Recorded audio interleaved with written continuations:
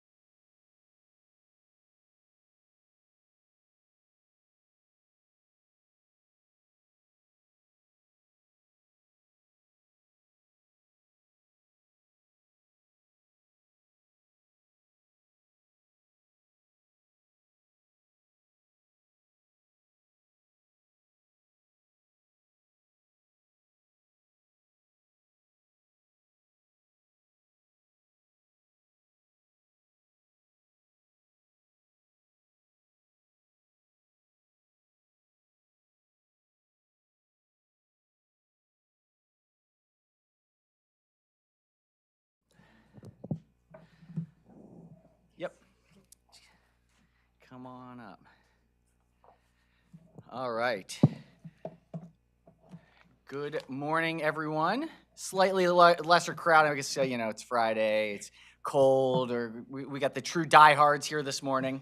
Look, it is a pleasure to be here with you all. We are in the full swing of things. We're in the full week.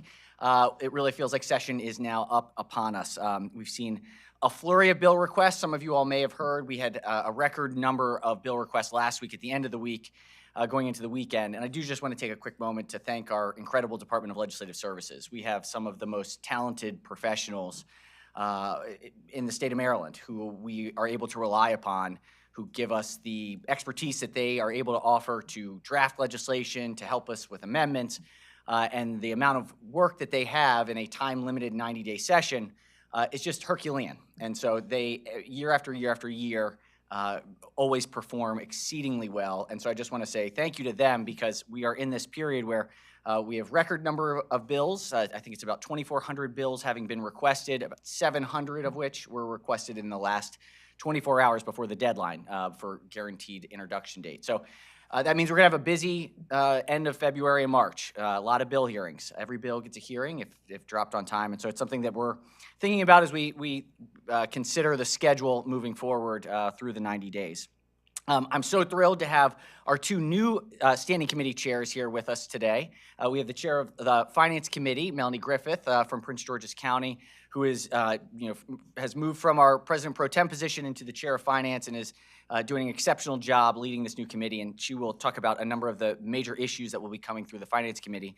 And then, of course, our Senator Brian Feldman, who is the chair of our Education, Energy, and the Environment Committee, our new jurisdiction committee, which has been, so far incredibly well situated to take on some of the most pressing challenges that we have, from climate change to energy regulation to education.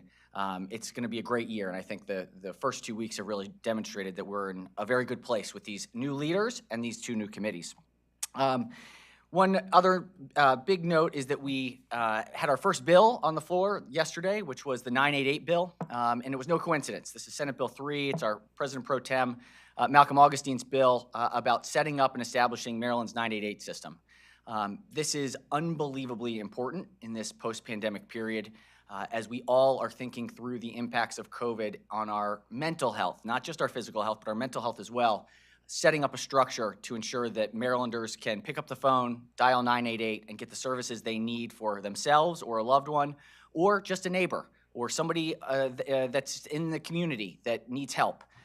Having this system will be incredibly important and impactful, and this is an important bill for the state of Maryland moving forward, and it's the first bill we tackled in this 2023 session.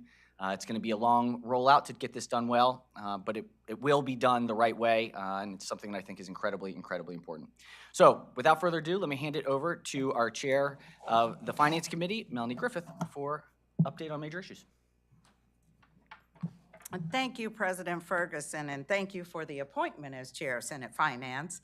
Most of you probably know the Senate Finance Committee is virtually a different committee than the committee that met last session, in that 6 of the members are veterans to the subject matter that the committee has retained, but 5 of the members are new. 3 have transferred from other committees, and 2 are new to the Maryland Senate. So we're embracing the new subject matter and the work in front of us with enthusiasm. We started the session with a couple of pretty robust discussions around some of the subject matter that the committee will address, some new to all of the members of the committee, and some that the committee members had some background in. There are a couple of major issues that we expect the committee to work with this session. Obviously, there's been a lot of conversation about the framework for the cannabis legalization and implementation, so that's something the committee expects to work on, that framework. Lots of conversation in the committee about behavioral health. As the president mentioned, the 988 bill, which came out of Budget and Taxes, on the floor, but there are efforts to improve access to behavioral health care and for people to find suitable places to receive care, particularly those that have complex needs. We also will take up discussions around minimum wage and sort of refining the paid family leave program. We expect to see legislation addressing that. Lots of conversation, even in our briefings last week, about issues that impact the healthcare workforce. We have been talking with our health occupations boards and dealing with issues about interstate compacts and how enforcement will be enacted between states where we have reciprocity for licensure. So that's something we expect the committee to hear multiple proposals on this session. And I'll also mention we are having conversations on telehealth. We have, as you know, the General Assembly adopted a preserved telehealth bill in 2021 that actually was scheduled to sunset at the end of this fiscal year. So we expect proposals that will have us look at the elements of that proposal and consider a report that came out from the Healthcare Commission on how to extend that program and what makes sense to make sure that we continue to meet the needs of Marylanders. And obviously, we'll have conversations about the protection of reproductive rights.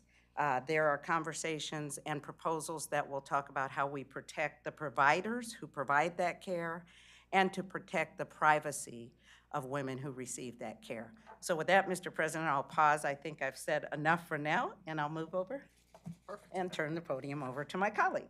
Sure, well, like Chair Griffith, you know, the committee has got a new name, the Education, Energy, and Environment Committee. We've got a lot of new members, but it's a great mix. You know, I've talked to every one of the members before we got going, and everybody is super excited about the new jurisdiction, particularly the energy policy stuff that we brought over from the Finance Committee. You know, just big picture, if I might just lay out a couple issues. And I'll start with Governor Moore's inauguration speech last week, where he's talked about clean energy not just being part of the future Maryland economy, it's actually going to define the future Maryland economy. And I think the committee, even those who have not been involved in energy policy, are very, very excited about tackling that issue. If you look at the Inflation Reduction Act money, there is $370 billion flowing down to the states in the clean energy space. And I think it's those states that are going to put policies in place that are the right kinds of policies are going to be the states that are the big beneficiaries of all that federal largesse. Some of that money is going to be formulaic. It's just going to get doled out to the states, but a lot of it's going to be competitive. And I've already, Senate President, we've had some conversations with some folks at the White House talking about the competitive aspects of some of the grants flowing from the feds. And what can we do even this session to put some things in place that will be good for the environment, but also good for our economy, because there's tremendous upside economic potential for our state in the clean energy space. So I think that's going to be a big topic. We're going to have big bills dealing with offshore wind and a whole range of other things involving solar energy and the like. And the other issue is going to be in the education space. We've obviously made a huge commitment to Kirwan, but also higher ed. We had a briefing just yesterday with the chancellor of our university system talking about how to educate the future workforce of Maryland. And so that also ties into economic development. Unless you have an educated workforce, you're not going to do big things. And one of the areas that Maryland has lagged, and we had a briefing from Governor Moore last week, is we are lagging some of our peer group in terms of GDP, economic growth, and these things tie very nicely. Where are the future jobs in the country, in the nation? How can we benefit from the federal dollars flowing down? And then in order to take full advantage, we have to have a highly educated workforce, both K through 12 and higher ed. So I look forward, and by the way, these are some issues that are relatively new for me and several members of the committee. We're going to have a briefing on Kirwan. Yesterday was higher ed. Last week we had the state superintendent of schools. And so, and we're going to next week do briefings from our Public Service Commission, because again, the energy issues are new to a number of the members. So we're having a lot of briefings. We're rolling out. We actually passed our first bills out of the committee last night, so we'll have a couple of bills on the floor and to kind of exercise the muscle. But I'm super jazzed up, and the committee's super jazzed up to do some big things this session. So thank you, Mr. President.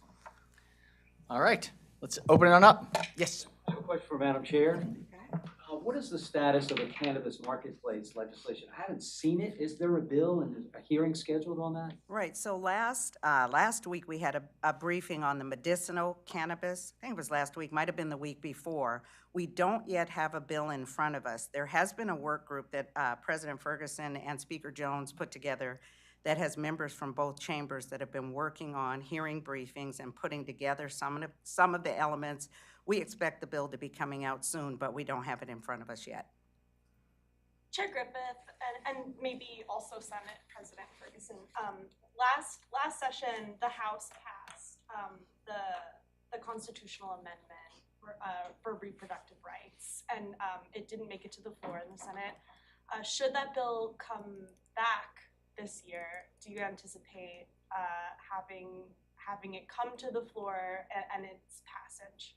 Well, I'll start by saying the committee hasn't yet, we have a new committee, as I mentioned, that's put together from new members, but I can say the conversations around reproductive rights have been around for a long time, and many committee members have expressed interest in that conversation. Where it will go yet, I don't know that we can predict because we haven't had the conversation in committee. I don't know if the president wants to add anything. Yeah, I mean, I would say we, I don't want to preempt in any way what would happen in the committee.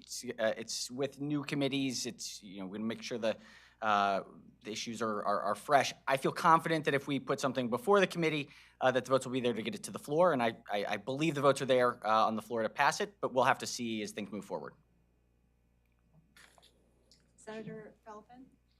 Yes. Can you tell us more about the conversations that you've had with the White House about the infrastructure bill? Well, I think a lot of states, because as I say, the Inflation Reduction Act has $370 billion, and I think there are some folks who know people that are managing the Inflation Reduction Act dollars. Again, a lot of it's going to be doled out by population and things of that nature. What I'm most interested in is some of the competitive grant dollars, and I don't have concrete with specificity, exactly what is being looked at that would put us in the best position possible. I guess I'm really hung up and focused like a laser beam on what can we do now to position ourselves relative to other states, and so I think it's still a little bit early on. And the feedback so far has been still a bit vague, but I'm hoping that we'll get some clarity sooner rather than later. And again, it's a big commitment by the United States Congress in this space, and I think we're incredibly well positioned to take full advantage of it. But I think we got to be smart about it, and so that's really the best I can offer right now. So. Okay.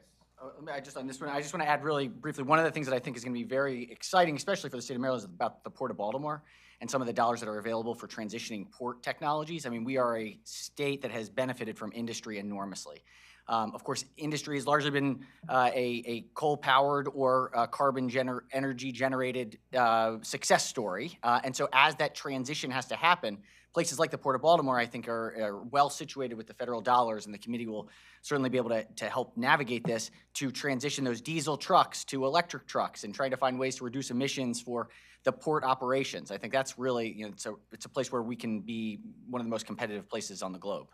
Speaking of federal dollars, DLS gave a presentation yesterday about a lot of the aid that has come, pandemic aid, even going back to the American Recovery Act money, some of which hasn't even been budgeted.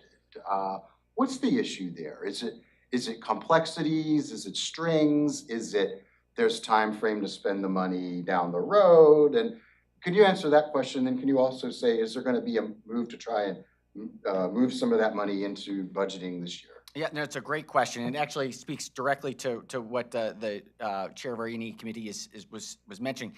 A lot of these federal dollars, we know the state will get through a categorical funding model. However, it still will require a plan.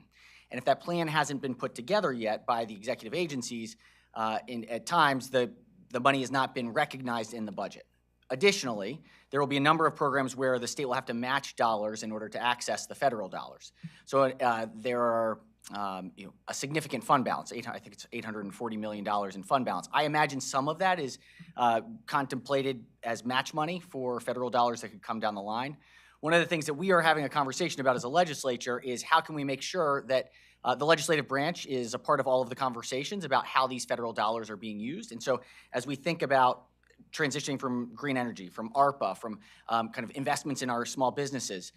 In each of the committees, we have the expertise of how the state of Maryland and Marylanders can benefit. And so we are thinking about the structures and the right policy so that in session, but also outside of session, we are well situated to collaborate on how these federal dollars can be utilized to their maximum extent. Chairman Feldman, during the interim, there was some discussion by the Maryland Energy Administration and others of concerns about the state not being fully ready to move the grid to renewable electric. A lot of this centered around storage and Right. So what's the state need to do to get ready to go to that type of I system? mean, it's a great question because we're trying to electrify everything from EVs to buildings, and yet the grid to support that, the capacity's not there. And so, in fact, I had some legislation with Delegate Charkoudian last session, but there's actually, again, a lot of money on that front. In the Inflation Reduction Act and in the infrastructure bill from last year to modernize our transmission grid, which we're going to need to do if we're going to do all these great policies that we would like to do and have already done. And so they're tied pretty closely together. And so I had the Public Service Commission Chair Stanek in my office just yesterday. We talked about some of these things. There's a role for the Public Service Commission. This is not entirely a legislative issue. You need our regulator to be on board. And so there's a lot of moving parts of it. But at the end of the day, we've got to modernize our grid. In fact, next week at the briefing on Tuesday in front of the committee, we're not only having the Public Service Commission, we're bringing folks down from the PJM grid. The PJM folks are going to come down. We're part of a 13-state grid, and so we have to partner with PJM, 12 other states, because this is all tied together, the transmission infrastructure. So we're going to hear a little bit about that on Tuesday in the committee. So it's a great question. It's an important question. The country is grappling with it because it's a national issue. We've got a lot of energy generation in the Midwest that can't currently in the United States get to the East Coast. If we do offshore wind, how do you get the energy from offshore on land? These are some of the things we're going to grapple with. These are important issues, but they're necessary for us to address in a really smart way. Do any states have a handle on this? Is there a roadmap to getting Maryland there? I don't think any places, I'd like us to be the leader in the country. And candidly, I think we have a great shot for political reasons, where we're located. I talk about offshore wind. Well, not everywhere in the United States has the ability to do that. And I think politically, we've got everything, I think, in place with the governor who's talking about this issue. As I mentioned earlier, we've got folks in the executive branch, new cabinet secretaries who are very supportive of everything I'm talking about. So I think we've aligned finally. The last 8 years has been a bit of a challenge. You talk about Maryland Energy Administration. Well, during the Hogan years, MEA was essentially gutted. And now I think it's part of our job is to build up some of these executive branch agencies like that one under former Senator Pinsky is going to be heading that. So this is all, I think, all hands on deck operation. But no, I don't think any state has nailed it yet, but I'd like us to be at the top of the food chain on that front. Do you expect legislation to get the state started this session? I think we're going to have, Where might that start? I think we're having likely going to have bills on all those fronts. And there's also some the Climate Solutions Act itself laid out some framework on transmission upgrades and the like. But I think this federal largesse investment, I think, is potentially a key to take us up to a different level in this state and in this region and the whole PJM grid, as I mentioned earlier. Mr. President, MCAP scores, math scores came out this week finally. 7% proficiency in Baltimore City. Before the start of the session, we had a conversation about a proposal that you had in mind to increase tutoring by extending school days or hours, et cetera, et cetera. What is the status of that proposal? So the bill actually, I think, will be read across today. That it was dropped it in the hopper last night. Look, this is an existential crisis for the state of Maryland. We have experienced, like most states and like the globe, over the last 2 years when as a result of the pandemic, as a result of virtual learning, everyone was trying their best, but I think we all realized and learned that it wasn't sufficient. And so our children have fallen behind, not just academically, but socially and emotionally. And it is an urgent priority for us to make sure that kids have the time and investment so that they can be their best selves. That's going to take additional investments like we've been doing with the blueprint, but also thinking creatively about new opportunities. And that's what this bill will allow some schools across the state to serve as pilots for what extended days and extended years could look like for schools where we've seen the greatest amount of learning loss. I mean, the data is obvious. Objectively, we have got to do better. And it's not just about doing the same things over and over again. We have to increase the amount of quality instruction time and invest in our children. And so that's the opportunity ahead. Any other questions? All right. Well, this has come up before in this setting here. Ivan Bates has been to Annapolis a couple of times already, pushing legislation he thinks would be helpful to fight crime, declaring illegal gun possession, bumping it from a misdemeanor to a felony, and extending jail time for those 21 and older from 3 years to 5 years. Not a minimum mandatory, but just an extension of that. This morning, Congressman Nfume lent his support to the bill and said he'd come down to Annapolis to testify in favor of it. Will the Senate, and it also now has a House sponsor, will the Senate entertain the bill coming over from the House? Look, we will entertain any piece of legislation that's before us. We've in fact passed in the enhanced penalties in places previously in prior sessions. Will we pass? I can't predetermine one way or the other. I think every single member of the Senate is extremely concerned about violence across the state of Maryland. I think we are open to every conversation for what tools are necessary in order to create safe communities. We also know it must be part of a broader plan. So this one proposal is not a fix-all. It may enhance things. It may improve situations for enhancing criminal justice when there is a conviction and that there is some level of a deterrent effect. But what we know is that it takes prevention, intervention, real investment in justice, and rehabilitation. All four pillars have to be addressed. And so, yes, we will entertain it, but we have to think about the problem of safety comprehensively. It's not about one policy proposal over another. And actually, this is a bit of an aside, but I noticed our chair of our Executive Nominations Committee has joined us here today. We will have our first Executive Nominations Committee hearing on Monday at 5 o'clock. We'll be taking up the judges. We have a new chair of the Executive Nominations Committee, and she has already done and will continue to do a phenomenal job.